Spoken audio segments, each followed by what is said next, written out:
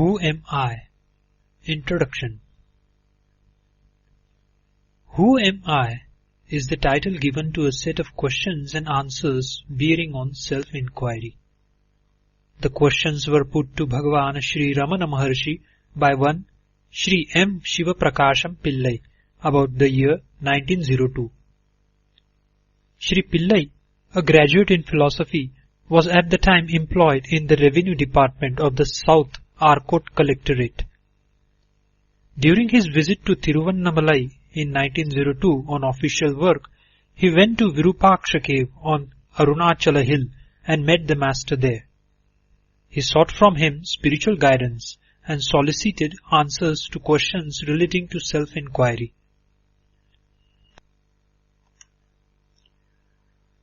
As Bhagavan was not talking then, not because of any vow he had taken, but because he did not have the inclination to talk, he answered the questions put to him by gestures, and when these were not understood, by writing. As recollected and recorded by Sri Shiva Prakasham Pillai, there were 14 questions with answers to them given by Bhagavan. This record was first published by Sri Pillai in 1923, along with a couple of poems composed by himself relating how Bhagavan's grace operated in his case by dispelling his doubts and by saving him from a crisis in life. Who Am I has been published several times subsequently. We find 30 questions and answers in some editions and 28 in others. There is also another published version in which the questions are not given, and the teachings are rearranged in the form of an essay. The extant English translation is of this essay. The present rendering is of the text in the form of 28 questions and answers.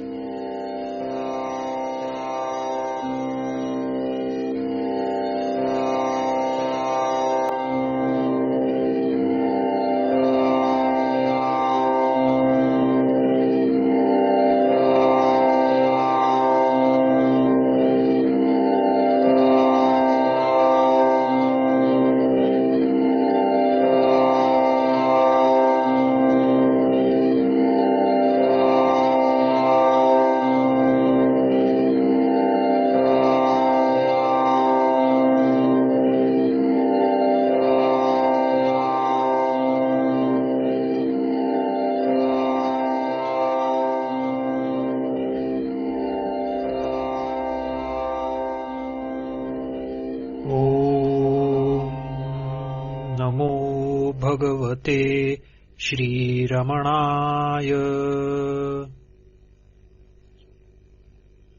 Who am I? None yar.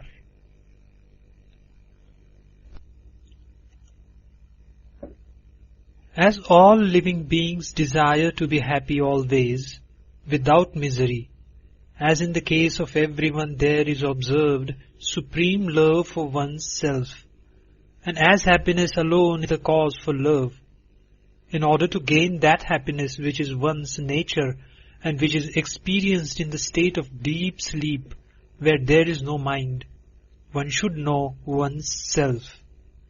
For that, the path of knowledge, the inquiry of the form, who am I, is the principal means.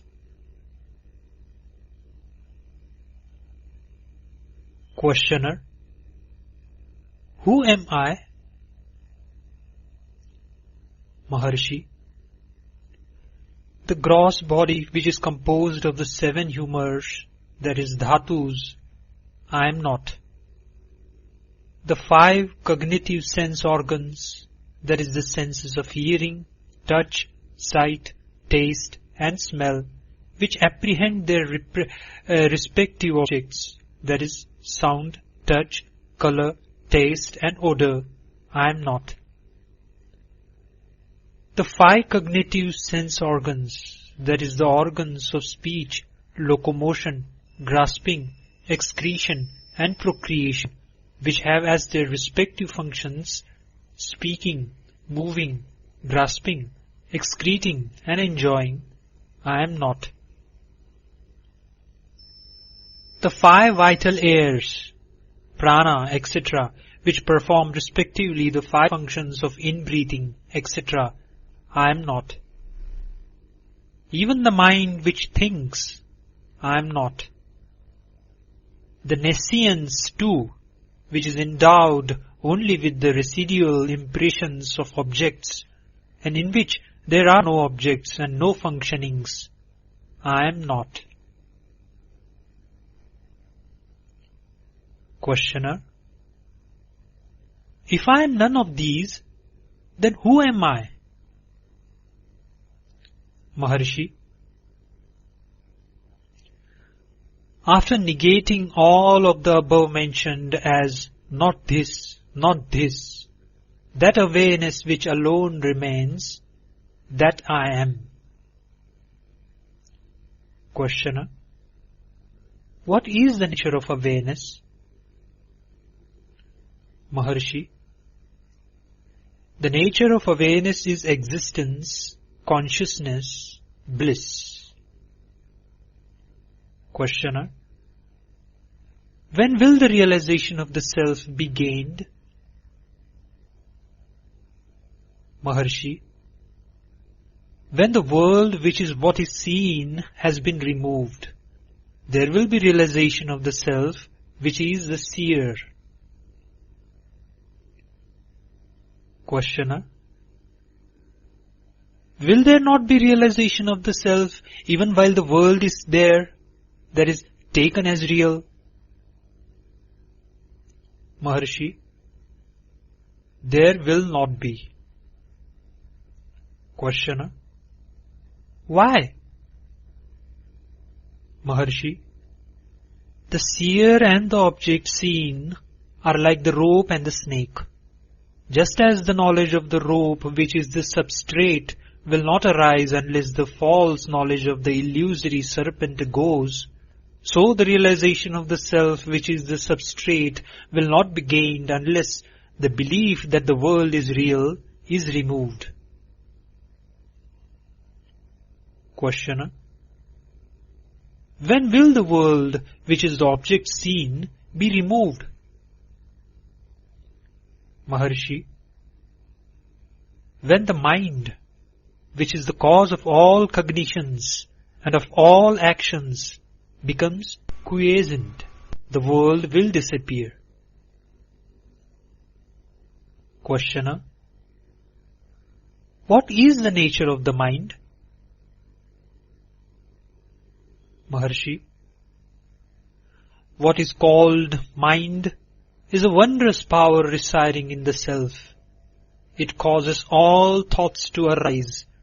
Apart from thoughts, there is no such thing as mind. Therefore, thought is the nature of mind. Apart from thoughts, there is no independent entity called the world. In deep sleep, there are no thoughts, and there is no world. In the states of waking and dream, there are thoughts, and there is a world also. Just as the spider emits the thread of the web out of itself and again withdraws it into itself, likewise the mind projects the world out of itself and again resolves it into itself. When the mind comes out of the self, the world appears. Therefore, when the world appears, that is, to be real, the self does not appear. And when the self appears, the world does not appear. When one persistently inquires into the nature of the mind will end leaving the self. What is referred to as the self is the Atman. The mind always exists only in dependence on something gross. It cannot stay alone. It is the mind that is called the subtle body or the soul, that is, Jiva. Questioner: what is the path of inquiry for understanding the nature of the mind? Maharshi: that which rises as I in this body is the mind. If one inquires as to where in the body the thought I rises first, one would discover that it rises in the heart. That is the place of the mind's origin. Even if one thinks constantly, I, one will be led to that place. Of all the thoughts that arise in the mind, the I thought is the first. It is only after the rise of this that the other thoughts arise. It is after the appearance of the first personal pronoun that the second and third personal pronouns appear. Without the first personal pronoun, there will not be the second and third. Questioner: how will the mind become quiescent? Maharshi: by the inquiry, who am I? The thought, who am I, will destroy all other thoughts. And like the stick used for stirring the burning fire, it will itself in the end get destroyed. Then there will arise self-realization. Questioner: what is the means for constantly holding on to the thought, who am I? Maharshi: when other thoughts arise, one should not pursue them, but should inquire, to whom do they arise? It does not matter how many thoughts arise. As each thought arises, one should inquire with diligence, to whom has this thought arisen? The answer that would emerge would be, to me. Thereupon, if one inquires, who am I? The mind will go back to its source, and the thought that arose will become quiescent. With repeated practice in this manner, the mind will develop the skill to stay in its own source. When the mind that is subtle goes out through the brain and the sense organs, the gross names and forms appear. When it stays in the heart, the names and forms disappear. Not letting the mind go out, but retaining it in the heart is what is called inwardness. That is antarmukha. Letting the mind go out of the heart is known as externalization. That is bahirmukha. Thus, when the mind stays in the heart, the I, which is the source of all thoughts, will go, and the self, which ever exists, will shine.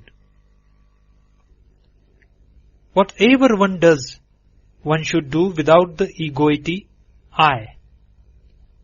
If one acts in that way, all will appear as of the nature of Shiva.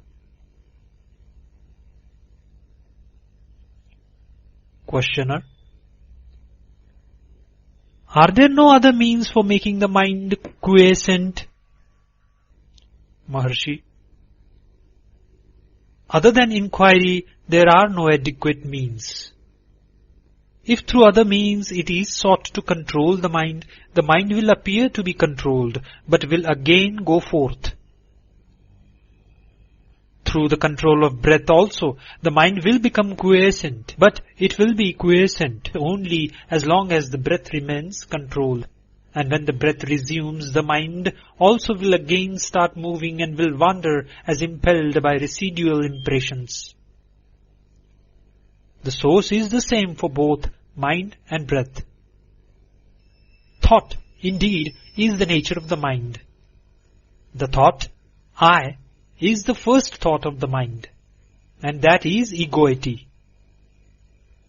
It is from that whence egoity originates, that breath also originates. Therefore, when the mind becomes quiescent, the breath is controlled, and when the breath is controlled, the mind becomes quiescent. But in deep sleep, although the mind becomes quiescent, the breath does not stop. This is because of the will of God, so that the body may be preserved and other people may not be under the impression that it is dead. In the state of waking and in samadhi, when the mind becomes quiescent, the breath is controlled. Breath is the gross form of mind. Till the time of death, the mind keeps breath in the body, and when the body dies, the mind takes the breath along with it. Therefore, the exercise of breath control is only an aid for rendering the mind quiescent, that is, manonigraha. It will not destroy the mind, that is, manonasha. Like the practice of breath control, meditation on the forms of God, repetition of mantras, restriction on food, etc. are but aids for rendering the mind quiescent. Through meditation on the forms of God and through repetition of mantras, the mind becomes one-pointed. The mind will always be wandering. Just as when a chain is given to an elephant to hold in its trunk, it will go along grasping the chain and nothing else. So also when the mind is occupied with the name or form, it will grasp that alone. When the mind expands in the form of countless thoughts, each thought becomes weak.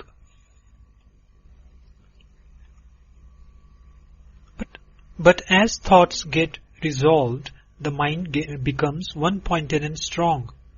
For such a mind, self-inquiry will become easy.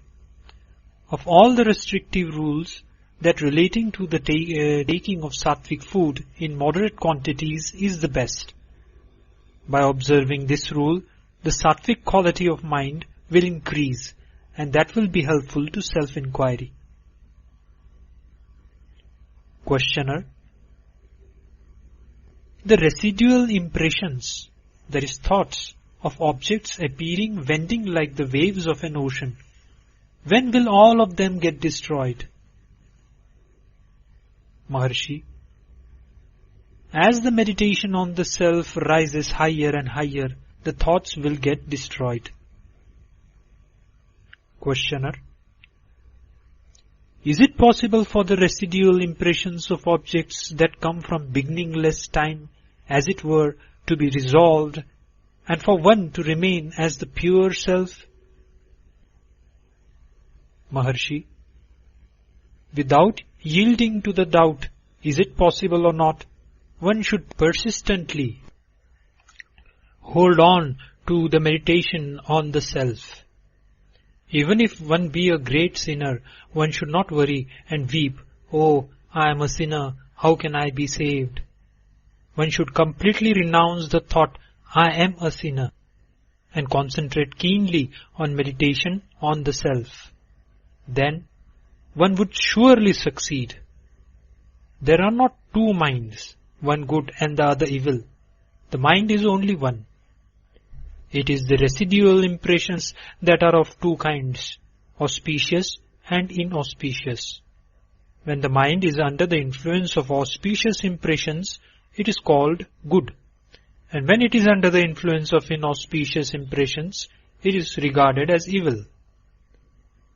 The mind should not be allowed to wander towards worldly objects and what concerns other people. However bad other people may be, one should bear no hatred for them. Both desire and hatred should be eschewed. All that one gives to others, one gives to oneself. If this truth is understood, who will not give to others?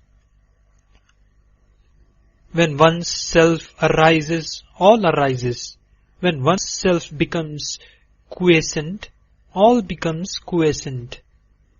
To the extent we behave with humility, to that extent there will result good.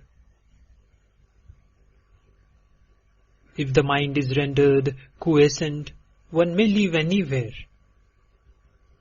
Questioner: how long should inquiry be practiced? Maharshi: as long as there are impressions of objects in the mind, so long the inquiry, "Who am I?" is required. As thoughts arise, they should be destroyed then and there in the very place of their origin, through inquiry. If one resorts to contemplation of the self unintermittently until the self is gained, that alone would do.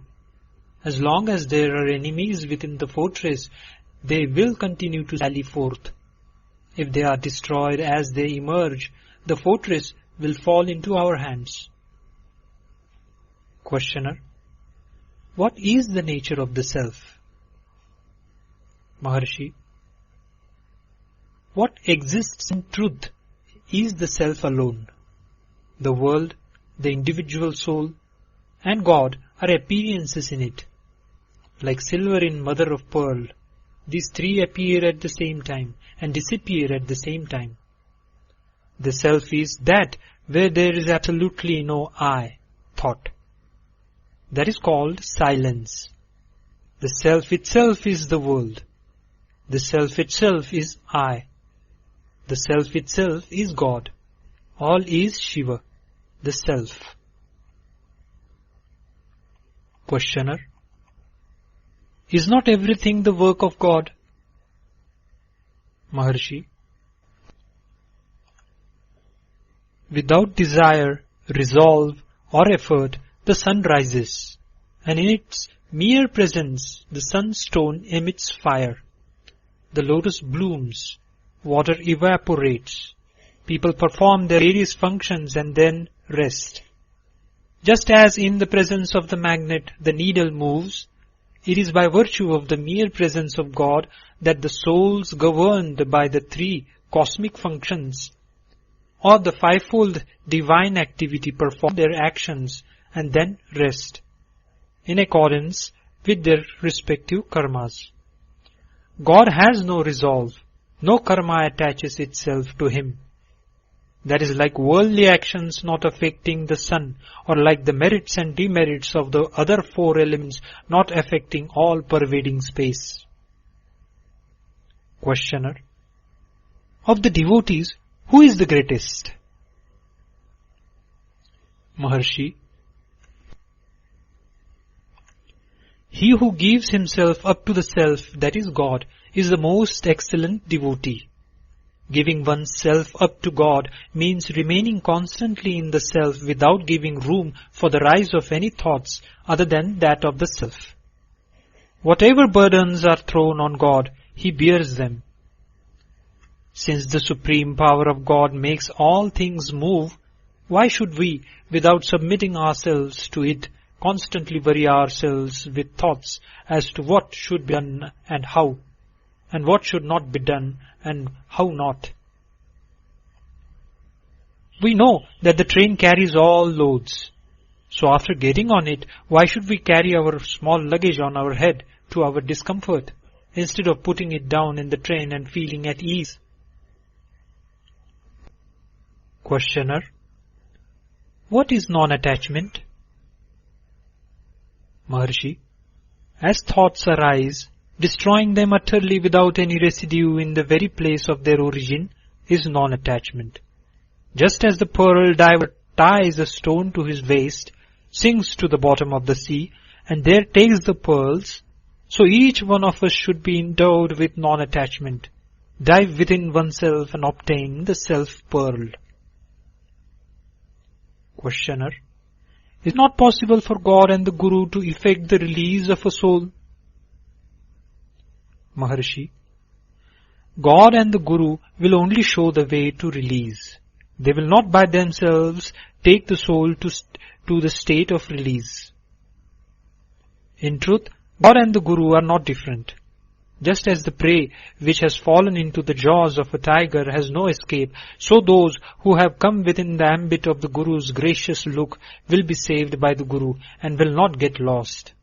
Yet, each one should by his own effort pursue the path shown by God or Guru and gain release. One can know oneself only with one's own eyes of knowledge and not with somebody else's. Does he who is Rama require the help of a mirror to know that he is Rama? Questioner: is it necessary for one who longs for release to inquire into the nature of categories, that is tattvas? Maharshi: just as one who wants to throw away garbage has no need to analyze it and see what it is, so one who wants to know the self has no need to count the number of categories or inquire into their characteristics. What he has to do is to reject altogether the categories that hide the self. The world should be considered like a dream. Questioner: Is there no difference between waking and dream? Maharshi: Waking is long and a dream short. Other than this, there is no difference. Just as waking happenings seem real while awake, so do those in a dream while dreaming. In dream, the mind takes on another body. In both waking and dream states, thoughts, names, and forms occur simultaneously. Questioner: Is it any use reading books for those who long for release? Maharshi: All the texts say that in order to gain release one should render the mind quiescent. Therefore their conclusive teaching is that the mind should be rendered quiescent. Once this has been understood, there is no need for endless reading. In order to quieten the mind, one has only to inquire within oneself what oneself is. How could this search be done in books? One should know oneself with one's own eye of wisdom. The self is within the 5 sheaths, but books are outside them. Since the self has to be inquired into by discarding the 5 sheaths, it is futile to search for it in books. There will come a time when one will have to forget all that one has learned. Questioner: What is happiness? Maharshi: Happiness is the very nature of the self. Happiness and the self are not different. There is no happiness in any object of world. We imagine through our ignorance that we derive happiness from objects. When the mind goes out, it experiences misery. In truth, when its desires are fulfilled, it returns to its own place and enjoys the happiness that is the self. Similarly, in the states of sleep, samadhi and fainting, and when the object desired is obtained or the object disliked is removed, the mind becomes inward turned and enjoys pure self-happiness. Thus the mind moves without rest, alternately going out of the self and returning to it. Under the tree the shade is pleasant. Out in the open the heart is scorching. A person who has been going about in the sun feels cool when he reaches the shade. Someone who keeps on going from the shade into the sun and then back into the shade is a fool.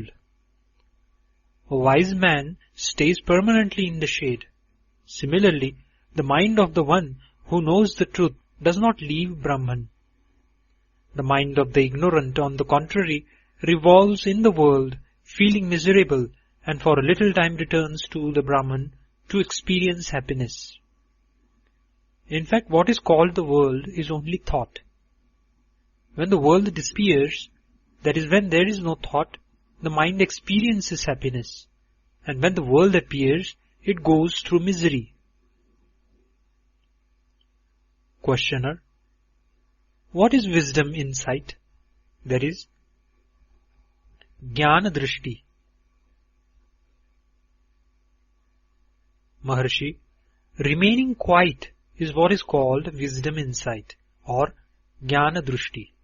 To remain quiet is to resolve the mind in the self. Telepathy, knowing past, present and future happenings, and clairvoyance do not constitute wisdom insight. Questioner: What is the relation between desirelessness and wisdom?